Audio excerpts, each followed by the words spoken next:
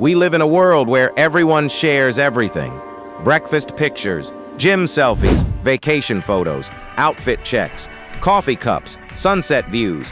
Every meal, every moment, every mundane detail of existence documented and broadcast for validation. Social media has become a visual diary that everyone can read. Your feed is filled with faces, bodies, experiences, proof of existence, proof of living well, proof of being happy, successful, attractive, interesting. But then there are those rare people who don't post their own photos at all. Maybe you're one of them. You scroll through your feed, you see everyone else. But if someone looked at your profile, they'd see landscapes maybe, quotes, shared articles, memes, but not you, not your face, not your body, not your life in images. And people notice. They ask why. They seem confused or even suspicious. Why don't you post pictures of yourself? What are you hiding? But you're not hiding. Not really. Or maybe you are, but not for the reasons they think. Here's the truth. Not posting your photo on social media isn't about one thing. It's about privacy, identity, fear, values, or sometimes trauma, and understanding which reason drives you changes everything. The feeling of being invisible by choice. Let me describe what it actually feels like day to day to be someone who doesn't post their photos in a world where visual presence has become synonymous with existence itself. You're at an event. Could be a party, a concert, a wedding, a birthday gathering, a casual weekend trip with friends. Everyone is taking pictures, not just a few pictures, lots and lots of pictures, group shots carefully arranged, candid moments captured mid-laugh, selfies with interesting backgrounds, food photography, outfit documentation, sky shots, building shots, every angle covered. And they're not just taking these photos for private albums anymore, they're posting them in real time or shortly after. Instagram stories, Facebook albums, TikTok clips, Snapchat updates, creating immediate, public, permanent digital proof that this moment happened, that they were there, that they looked good, that they're living well. You're in some of these photos inevitably. You can't always avoid it without seeming weird or difficult or antisocial. So when someone raises their phone toward you for a group shot, you don't protest. You smile. You pose. You play along because refusing would create awkwardness, would require explanations you don't want to give, would mark you as the problem person. But internally, even as you're smiling for the camera, you're already experiencing a small spike of anxiety. You're thinking, are they going to post this? Will I be tagged? Will it end up on their public profile? How many people will see it? Will I look okay in it? Do I have the right to ask them not to post it? Would that seem paranoid or controlling? Later, maybe hours later, maybe the next day, you see the photos appearing online. There you are, your face, your body visible to everyone in their network and possibly beyond, depending on privacy settings you have no control over. You didn't explicitly consent to this specific use. You agreed to be in the photo, but you didn't necessarily agree to it being broadcast to hundreds or thousands of strangers. But social norms say you're supposed to be okay with this. Everyone else in the photo is posting these same images, thrilled to have visual documentation of the night, happy to be seen and tagged and included. If you object, you're the outlier, the difficult one, the person with issues. You're not thrilled. You feel exposed in a way that's hard to articulate, like something was taken from you without proper permission. Your image, your likeness, your visual identity, your privacy. Now it's out there, permanent, searchable, connected to your name and your digital identity forever. You can't take it back. You can't control who sees it or what they think about it or how they use that information. Meanwhile, your own profile remains carefully, deliberately, strategically curated to exclude you. You might post landscapes you photographed, sunsets, architecture, nature shots, articles you found thought-provoking, quotes that resonated, memes that made you laugh. Maybe pictures of your pet or your coffee or your books, always carefully cropped to exclude any part of yourself, any identifying features beyond perhaps your hand holding the cup. You exist on social media, but only as a disembodied curator, a voice without a face, a perspective without a person visibly attached.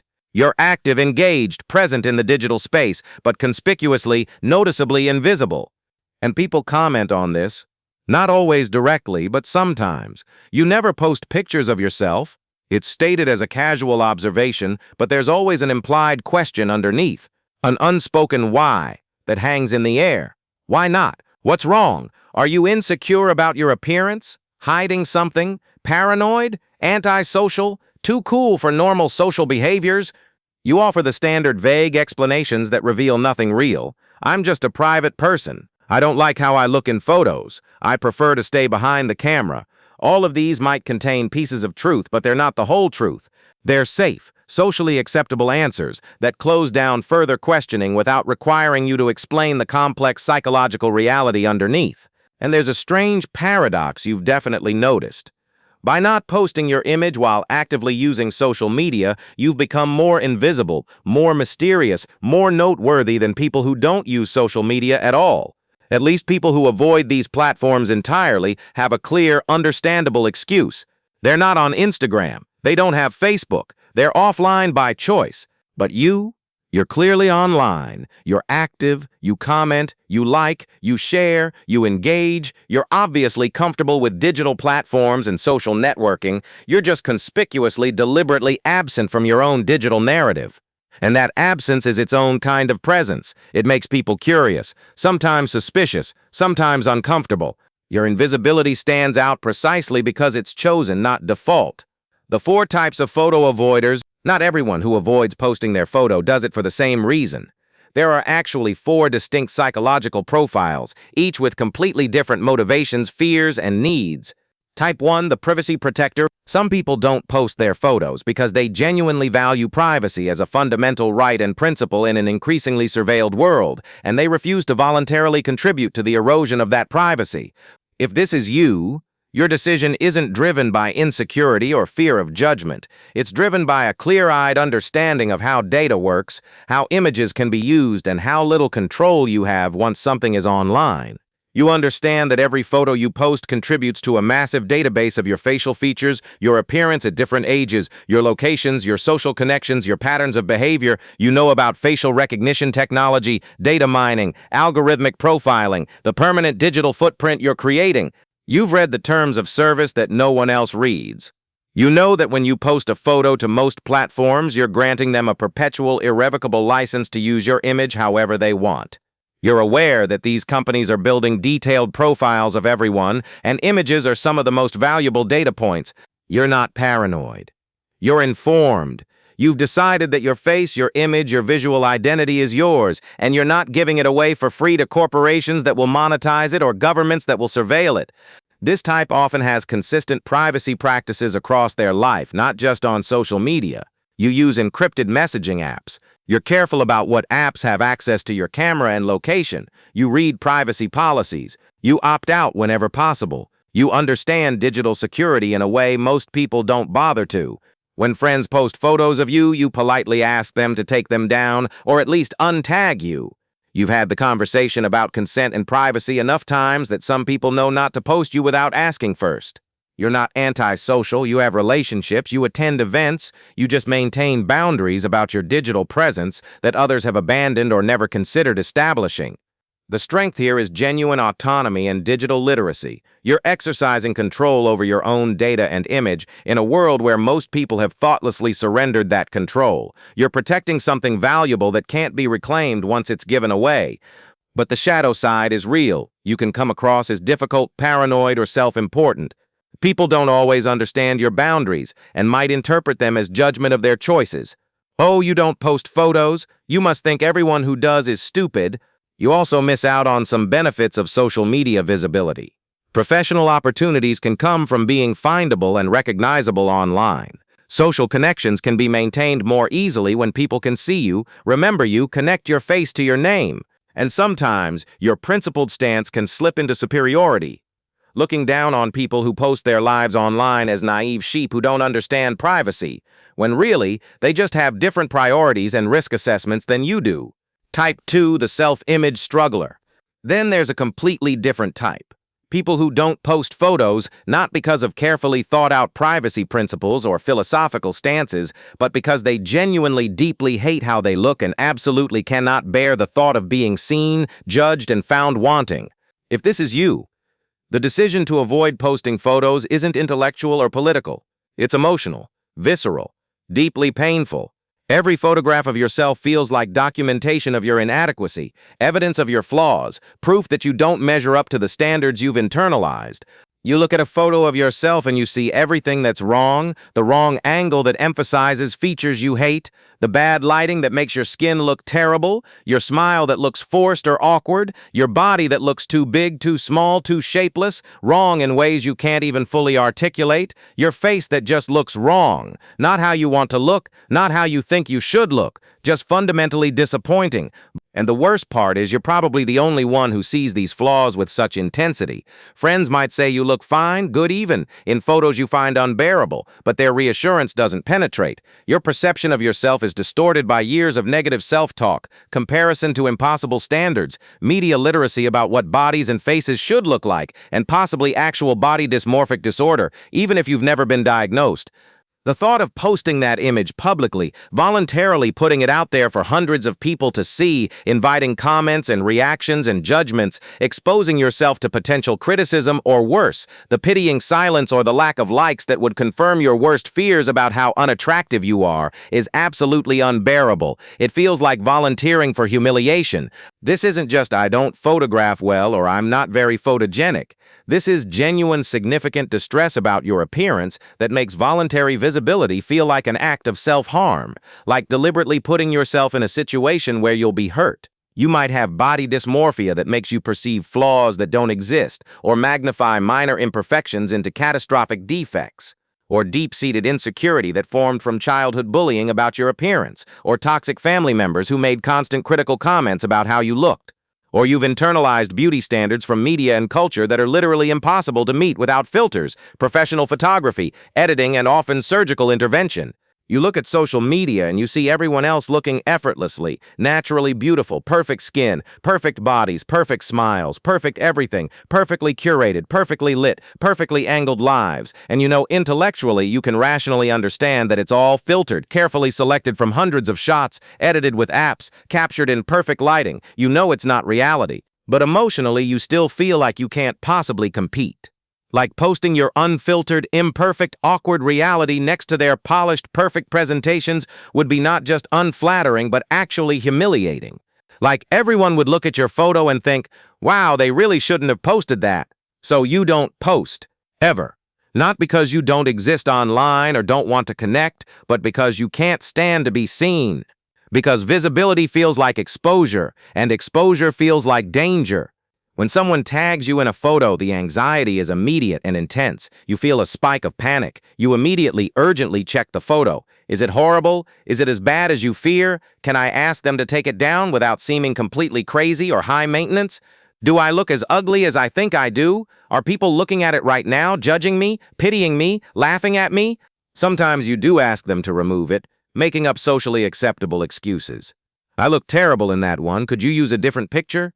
I'm really not photogenic. Would you mind taking it down? Can we crop me out? But the truth is, there is no different picture that would be acceptable to you. There is no photo of yourself you can tolerate seeing public, because the problem isn't the specific photograph. The problem is your perception of yourself, which is broken, distorted, cruel. This type often has broader, deeper struggles with self-esteem and body image that extend far beyond social media. Avoiding mirrors because you hate what you see. Hating shopping for clothes because you have to confront your body, feeling intense anxiety in any situation where you know you'll be photographed, sometimes avoiding entire social events specifically because of the inevitable photo documentation that will occur. The strength here is, honestly, there isn't a strength to this pattern. This isn't a healthy, empowered choice. It's a coping mechanism for deeper psychological pain that desperately needs addressing. It's suffering masquerading as preference.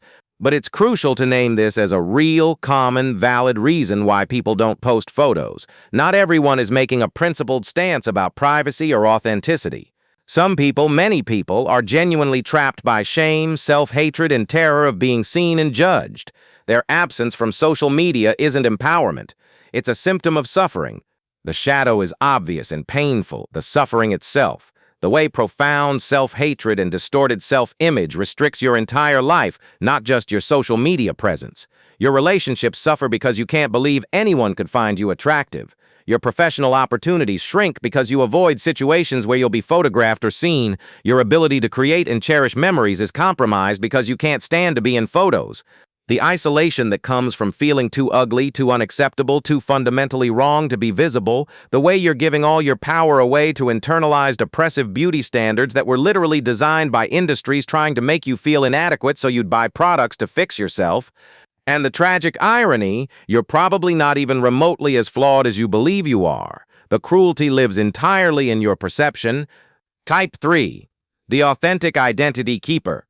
Some people don't post their photos because they've realized that social media creates a false, performative version of identity that they're not interested in maintaining, and they'd rather be known for who they actually are than for how they can present themselves visually. If this is you, your absence from social media imagery is about maintaining authenticity in a world of performance. You've seen how posting photos changes people's behavior, how they start living for the photo opportunity rather than the experience itself, how they curate personas that may or may not reflect reality. You don't want to be reduced to an image, to a carefully constructed visual brand. You want to be known for your thoughts, your ideas, your actions, your contributions, your actual personality in actual interactions, not for your ability to take a good selfie or stage an aspirational lifestyle. When people meet you in real life, you want them to encounter you, not the gap between your online presentation and your actual self. You've seen that disconnect in others, the person whose feed suggests an amazing life but who seems miserable in person, the person who looks flawless online but is clearly struggling offline. You've opted out of that performance. Your social media presence, if you have one, is about what you think, what you care about, what you find interesting, not about what you look like or where you've been or what you're eating. This is a conscious choice to define yourself by substance rather than image, by internal qualities rather than external presentation. You're pushing back against a culture that conflates visibility with value and appearance with identity. Watch this type when they explain their choice. There's usually clarity and conviction, not defensiveness. They've thought about this. They can articulate why they don't post photos in terms of values and identity, not just vague discomfort. They often have rich offline lives, deep friendships, meaningful work, interests and pursuits they're genuinely engaged with. They're not using social media as a substitute for real life, so they don't need it to validate their existence through images. The strength is powerful, maintaining authenticity and refusing to reduce yourself to visual consumption, living according to examined values about identity and self-presentation, resisting cultural pressure to perform your life for an audience. But the shadow exists too. Sometimes this stance can slip into judgment of people who do post photos. The subtle superiority, I'm too authentic to need external validation. The implication that people who post are shallow or fake or insecure, and there's a practical cost. In a world where social media presence matters professionally and socially, being invisible can create disadvantages. Opportunities go to people who are findable, recognizable, who've built a visual brand. Like it or not, that's reality. Also, documenting your life through images isn't inherently inauthentic. Photos can be genuine memory-keeping, creative expression, connection with distant loved ones. Dismissing all of that as performance might be throwing out something valuable along with the parts you object to. Type 4, the trauma survivor. And then there's a fourth type that's often completely invisible, even in discussions about social media behavior and photo avoidance. People who don't post their image because seeing themselves, being seen by others, or being findable and identifiable online triggers genuine, intense trauma responses rooted in past experiences where their image was used to harm them. If this is you, your choice to remain visually invisible isn't really about abstract privacy principles, isn't about insecurity or vanity, isn't about maintaining authentic identity. It's about something much more fundamental and urgent: safety. Psychological safety at minimum, sometimes physical safety. Maybe you're actively hiding from someone specific and dangerous, an abusive ex-partner who you finally escaped from and who you absolutely never want to find you again. A stalker who became obsessed with you and made your life terrifying, a violent family member who you had to cut off completely for your own protection, someone who genuinely hurt you or threatened you and who you know would use any information they could find to locate you, contact you, hurt you again. Posting your photo online, even with the tightest privacy settings you can configure, feels like leaving a dangerous trail of breadcrumbs, like creating a map that could lead predators directly to you, because you know how easy it is to screenshot, to share, to cross-reference images across platforms. Privacy settings are suggestions, not guarantees. Once an image is out there, you've lost control of it forever. Maybe you experienced severe public humiliation that specifically involved your image being used against you. revenge porn distributed by an ex who wanted to destroy your reputation, bullying campaigns in school or online that included mocking your appearance, sharing unflattering photos, creating cruel memes from pictures of you, photos taken without your consent and distributed in ways meant to humiliate or harm you. The violation of having your image weaponized, of seeing yourself through the cruelest possible lens that others created and shared, leaves scars that don't heal easily. Now the thought of voluntarily posting your image, giving anyone that power over you again, that material to potentially use against you, triggers panic, revulsion, a visceral absolutely not response that isn't negotiable. Maybe you were targeted in a doxing campaign or harassment campaign where your photo was shared alongside your personal information to encourage others to find you, contact you, threaten you. Your image became the symbol around which harassment organized. You learned firsthand how a simple photo can become a weapon in the wrong hands. Maybe you're transgender and your old photos, the ones tied to your dead name, your previous presentation, your pre-transition appearance, are all connected to your image in ways that make posting current photos feel impossibly dangerous. If you post yourself now, someone might recognize you from before, might out you, might connect your current life to a past you're trying to leave behind, not from shame but from safety. Your privacy isn't preference, it's protection against discrimination, violence, or exposure you didn't consent to. Maybe you're in witness protection, literally or effectively. Maybe you escaped a cult, a gang, an organized crime situation. Maybe you're a refugee from a regime that targets people like you. Your invisibility isn't paranoia, it's survival strategy. Or maybe you simply survived something traumatic that fundamentally changed how you relate to your own image and to being looked at by others. Sexual assault that makes being looked at feel violating, like every gaze is a threat or an unwanted touch. An accident or serious illness that dramatically changed your appearance in ways you're still grieving. The loss of someone who loved how you looked, and now photos feel like painful reminders of that loss. A period of life you're trying to move past, and photos would connect you to that version of yourself you no longer are and don't want to be reminded of. This type's absence from social media isn't a choice in any empowering sense of the word. It's not about values or preferences or aesthetic decisions. It's a necessary protection, a trauma response that's currently adaptive even if it's also limiting your life in ways you might not choose if you felt safer. When someone casually asks why you don't post photos, you absolutely do not tell them the real reason. You definitely don't say because I'm terrified of being found by someone who hurt me, or because my image was used to harass me and I can't risk that again, or because looking at myself triggers flashbacks to assault, or because I'm hiding my trans history for safety. Instead, you offer the same safe, vague, socially acceptable explanations everyone else uses. I'm just a private person. I'm not comfortable with how I look in photos. I prefer to stay offline. You've learned these scripts because they close down further questioning without requiring you to explain trauma to someone who has no right to that information and might not handle it well anyway. The strength here, if you can even call it that, is survival itself. You're doing exactly what you need to do to feel safe enough to function, to protect yourself from further harm, whether that harm is physical danger from someone finding you, or psychological harm from triggers and flashbacks, or social harm from being outed or exposed in ways you can't control. That's not weakness or paranoia. That's intelligent adaptation to genuinely threatening circumstances. But the shadow, the ongoing cost, is real and heavy. The way past trauma continues to control and limit your choices in the present. The isolation that comes from not being able to freely explain your real reasons to most people. The grief over not being able to document your life, share memories, participate in normal social rituals the way others do without constant anxiety. The exhaustion of always being vigilant, always protecting yourself, never being able to fully relax into visibility. This type usually needs and deserves professional trauma-informed support to heal enough that posting photos could potentially become a free choice rather than a psychological impossibility. And importantly, the goal of that healing isn't necessarily to start posting photos. Maybe you never will, and that's completely fine and valid. The goal is to reach a place where the decision is based on genuine preference rather than trauma-driven compulsion or terror. What happens in a visual culture? Here's what's important to understand about not posting photos in our current moment. We live in an increasingly visual culture where showing yourself has become expected, default, almost mandatory. Dating apps require photos. Professional networking often includes headshots. Social connections are maintained partly through sharing images. Events are documented visually. Absence is noticed and questioned. When you don't participate in this visual sharing, you're not just opting out of a neutral choice, you're going against a strong cultural norm, and that comes with consequences.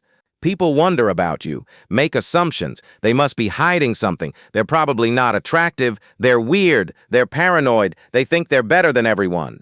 You miss out on certain kinds of connection and opportunity. The casual reconnecting that happens when someone sees your photo and remembers you.